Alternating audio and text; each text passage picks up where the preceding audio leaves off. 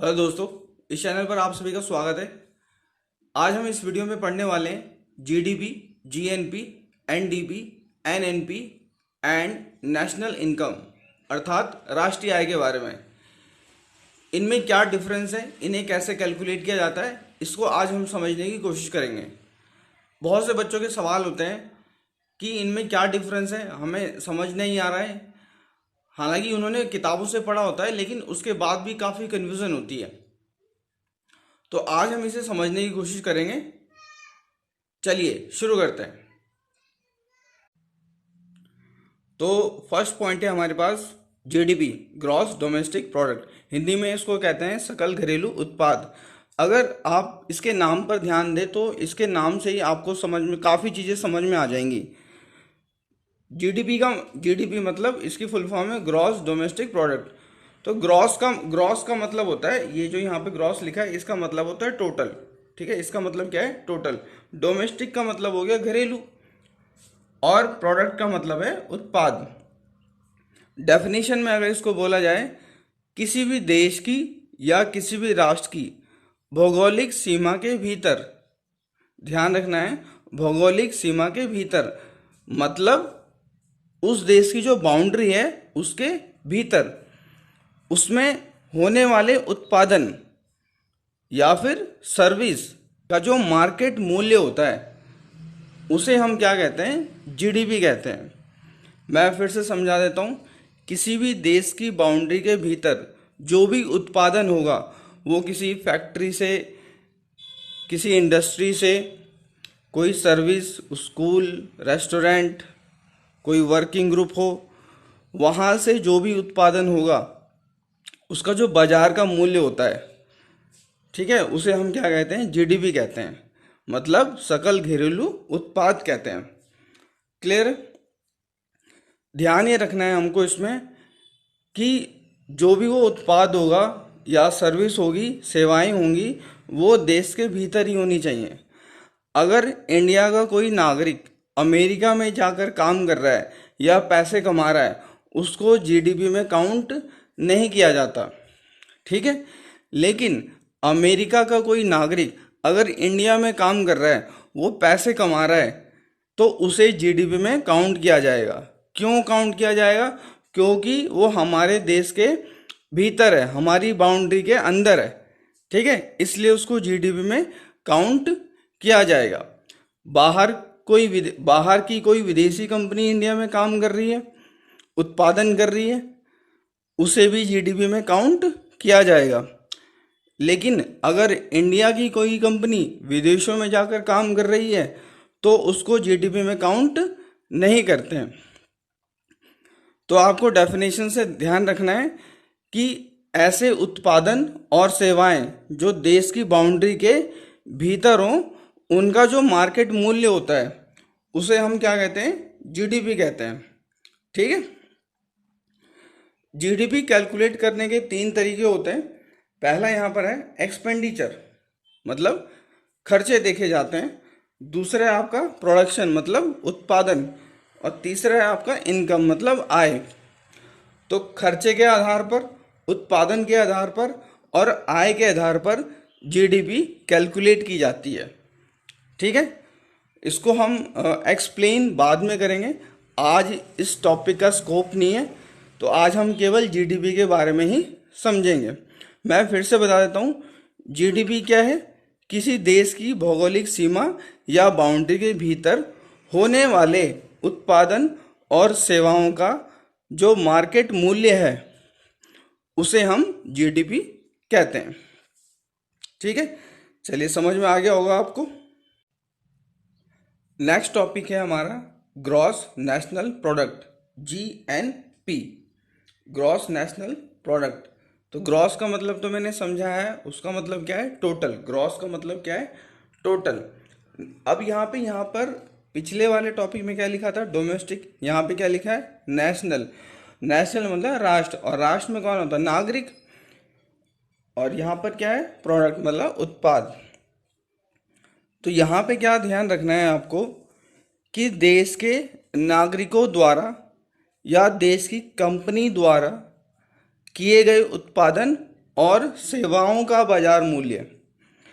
अब जीएनपी में क्या होता है, अगर देश का कोई नागरिक अमेरिका में काम कर रहा है, वो जो भी पैसे कमा रहा है तो उसको हम जोड़ते हैं।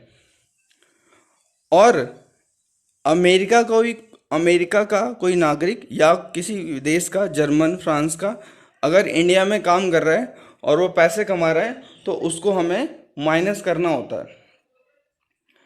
फिर से बता देता हूँ, जैसे मान लो एग्जाम्पल के तौर पर ले लो, प्रियंका चोपड़ा है, वो जाके अमेरिका में काम कर रही है, ठीक है, और वो वहाँ से पैसे कमाकर अपने घर पे भेजती है, मतलब इंडिया में भेजती है। तो उस इनकम को हम जोड़ेंगे, ठीक है, जीडीपी में जोड़ते हैं। और वहाँ का कोई नागरिक, सपोज एंजेलिना जॉली है, उसने आके यहाँ पे कोई स्टेज शो किया और उसने पैसे कमाए और उसने अपने घर भेज दिए, तो उस इनकम को हम क्या कर देते हैं, माइनस कर देते हैं, ठीक है।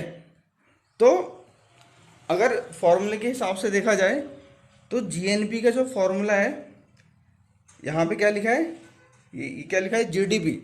तो जीडीपी से में हम क्या करेंगे, विदेशियों द्वारा देश में उत्पादित अंतिम वस्तु एवं सेवाओं का मौद्रिक मूल्य, जो किसी फॉरेनर ने इंडिया में पैसे कमाए हैं, ठीक है, उसको तो हम क्या करते हैं, घटा देते हैं। और विदेश में देश के नागरिकों द्वारा उत्पादित अंतिम वस्तु एवं सेवाओं का मौद्रिक मूल्य, इसको जोड़ देते हैं। कहने का मतलब है जीडीपी में प्रियंका चोपड़ा के पैसे तो ऐड होंगे, लेकिन एंजेलिना जोली के पैसे घटा देंगे, ठीक है। सेम चीज़ अगर कोई कंपनी है भारत की जो विदेशों में काम कर रही है, तो उसका जो प्रोडक्शन है या उसका जो प्रॉफिट है उसे हम जीडीपी में जोड़ेंगे। और कोई बाहर की कंपनी है इंडिया में, जैसे इंडिया में बहुत सारी कंपनियां हैं, जैसे एग्जांपल ले लेते हैं, हिंदुस्तान यूनिलीवर है, ठीक है, नाम हिंदुस्तान है बट है बाहर की कंपनी। तो उसका जो प्रोडक्शन होगा, उत्पादन होगा, सेवाएं होंगी, उसको हम क्या करते हैं, माइनस कर देते हैं, ठीक है, ध्यान रहेगा। चलिए, तो ये जीएनपी का कॉन्सेप्ट था, आपको ध्यान रखना है। जीएनपी सकल राष्ट्रीय उत्पाद, यहाँ पे राष्ट्र है तो राष्ट्र से ध्यान रखना है कि राष्ट्र के जो नागरिक हैं उनके द्वारा कमाया गया जो धन होगा, ठीक है, चाहे वो विदेश में हो चाहे यहाँ पर हो। लेकिन अगर विदेशी अगर यहाँ काम करता है तो उसकी इनकम हम क्या करते हैं, माइनस करते हैं। आप फॉर्मूला ध्यान रखेंगे, जीडीपी में इंडियन की इनकम प्लस करते हैं और विदेशों की क्या करते हैं, माइनस करते हैं, उसे ही हम क्या कहते हैं, जीएनपी कहते हैं। यहाँ पे भौगोलिक सीमा का या बाउंड्री का कोई रोल नहीं है, वो यहाँ भी कमा सकता है, बाहर भी कमा सकता है, ठीक है। चलिए, नेक्स्ट टॉपिक है आपका net domestic product. Net domestic product, Hindi में इसको बोलते हैं निवल देशीय उत्पाद। देशीय की जगह आप घरेलू भी लिख सकते हैं, इसका तब मतलब हो जाएगा आपका निवल घरेलू उत्पाद, ठीक है। तो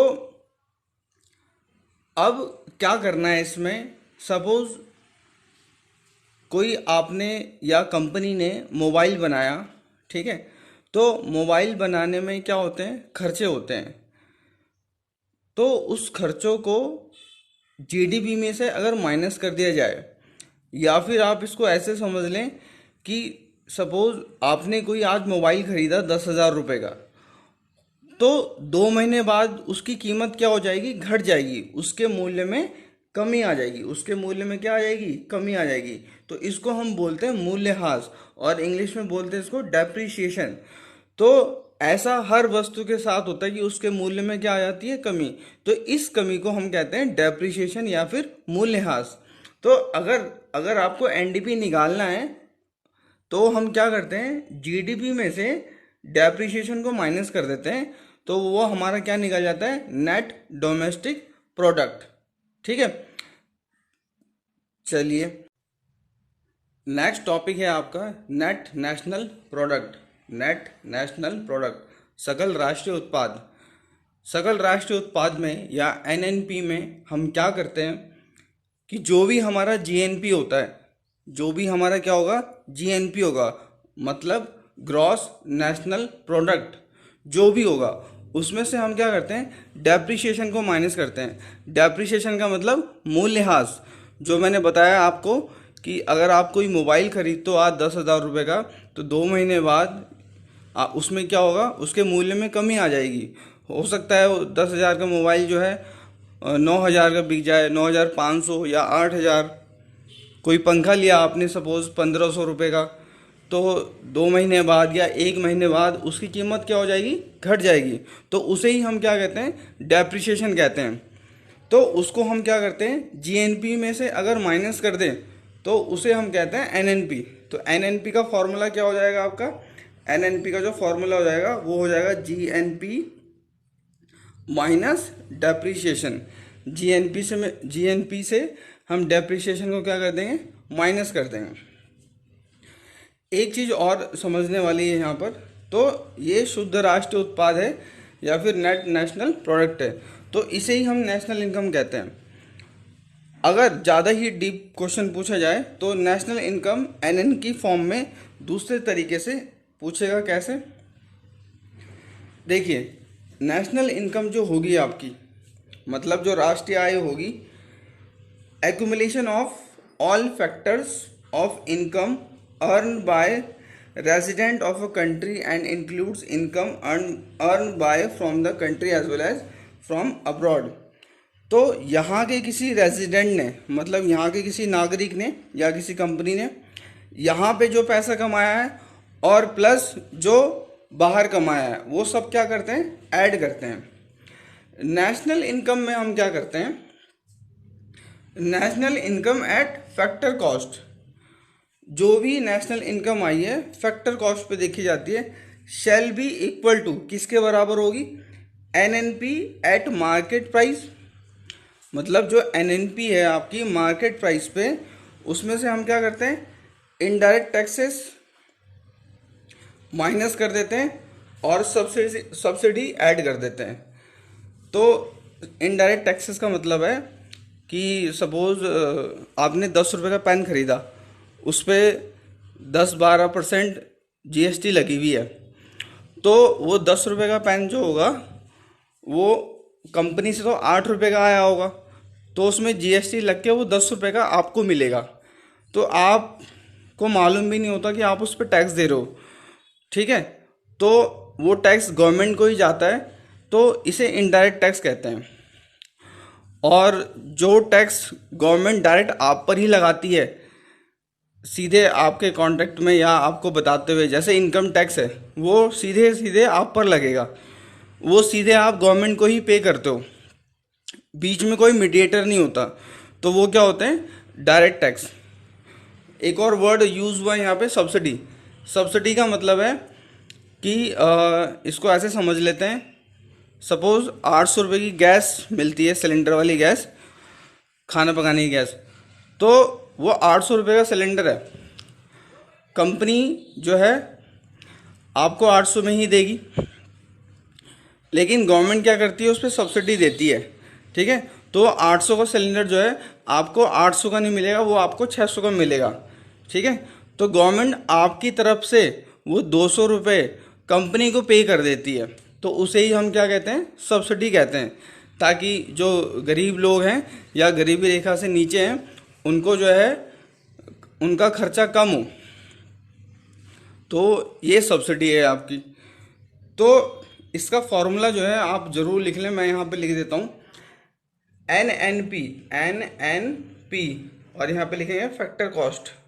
फैक्टर कॉस्ट का मतलब है किसी मोबाइल को बनाने में उस पर क्या क्या खर्चा लगा है, लेबर लगी है, इतने कंपोनेंट उसमें लगाए जाते हैं वो लगे हैं, प्लस बिजली पानी ट्रांसपोर्ट का खर्चा, ठीक है, मार्केटिंग, ये सब क्या है उसमें फैक्टर कॉस्ट है। दूसरा इक्वल करेंगे, फिर से लिखेंगे एनएनपी और यहाँ पे लिखेंगे मार्केट प्राइस, मतलब एमपी। मार्केट प्राइस मतलब वो कंपनी से बनने के बाद में मार्केट में उसका क्या मूल्य होगा। तो इसमें से क्या करना है आपको, इसमें से यहाँ पे माइनस लिखेंगे, इनडायरेक्ट टैक्स तो माइनस कर देंगे, जो इनडायरेक्ट टैक्स है वो माइनस कर देंगे, प्लस सब्सिडी ऐड कर देते हैं। सब्सिडी क्या कर दोगे आप, ऐड कर देंगे। तो यही है आपकी नेशनल इनकम। आई होप आपको ये समझ में आ गया होगा। इसके आगे तो ये मार्केट प्राइस और फैक्टर कॉस्ट मैंने ऑलरेडी बता दिया है, फिर भी एक बार देख लेते हैं। मार्केट प्राइस मतलब किसी वस्तु का मूल्य होता है बाजार में, तो वो किस पे डिपेंड करता है। तो market price the actual transacted price including indirect tax such as GST, custom duty, such taxes. साधारण भाषा में आपको समझा देता हूँ। मार्केट प्राइस जो होगा वही, जैसे फ़ोन लिया आपने 10,000 का, तो उस 10,000 में टैक्सेस वगैरह इंक्लूड है, या जीएसटी जो है इंक्लूड है, या 10 रुपये का पेन लिया आपने, तो आप उसमें ऑलरेडी जो है पे कर रहे हो, आप टैक्स पे कर रहे हो। या फिर जैसे कस्टम ड्यूटी लगती है, दूसरे राज्य से दूसरे राज्य में जाता है तो बॉर्डर पे टैक्स लगता है, ठीक है, तो वो आपकी कस्टम ड्यूटी में आती है, तो वो भी सब उसमें ऐड रहता है। फैक्टर कॉस्ट, फैक्टर कॉस्ट मतलब किसी वस्तु को बनाने में जो भी यूज़ होगा, जैसे लेबर यूज़ होगी, बिजली यूज़ होगी, ट्रांसपोर्ट यूज़ होगा, वो सब आता है फैक्टर कॉस्ट में। यहाँ पे लिखा भी है कैपिटल मतलब पूंजी, वेजेस टू लेबर, लेबर को दी गई मजदूरी, रेंट हो गया किराया, लैंड मतलब ज़मीन, स्टेक होल्डर जो उसमें धारक होते हैं, शेयर धारक होते हैं, जिन्होंने पैसा लगाया होता है उन्हें स्टेक होल्डर बोलते हैं। तो ये सब किस में आता है, फैक्टर कॉस्ट में। तो इस वीडियो में आज के लिए इतना ही। आई होप ये वीडियो आपको अच्छी लगी होगी। अच्छी लगी हो तो प्लीज़ इसको सब्सक्राइब जरूर करें और शेयर भी करें, लाइक भी करें, और अच्छी ना लगे तो डिसलाइक भी कर दें, ताकि हम और अच्छी वीडियो बना सकें और आपको अच्छा कंटेंट दे सकें। तो चलिए आज के लिए इतना ही, धन्यवाद।